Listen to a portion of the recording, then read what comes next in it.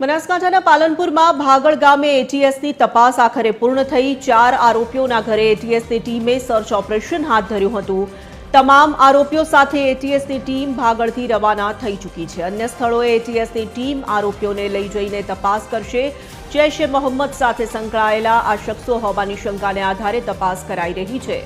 આરોપીઓને સાથે રાખીને ભાગળ ગામમાં એટીએસ દ્વારા રિકન્સ્ટ્રક્શન કરવામાં આવ્યું। એટીએસ દ્વારા ઇબ્રાહીમ ગગાના ઘરે પણ એટીએસ દ્વારા સર્ચ ઓપરેશન હાથ ધરાયું।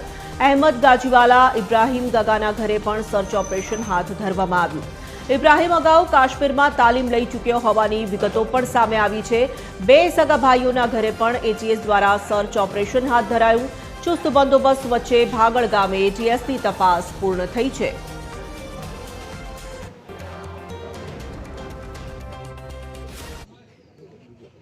રથયાત્રા પહેલા જેટલા 8 જેટલા લોકો જે પાકિસ્તાની ગતિવિધિ ઉપર જે પકડાયા તેને લઈને એટીએસની ટીમે જે બનાસકાંઠા જિલ્લાના પાલનપુર તાલુકાના ભાગળ ગામના જે 5 જેટલા લોકો તેને લઈને એટીએસની ટીમ પૂછીને આપણે સીધા દ્રશ્યો બતાવીશ કે ત્યારે જે લોકોના ઘેર છે એમને ઘેર તપાસ ચાલુ છે।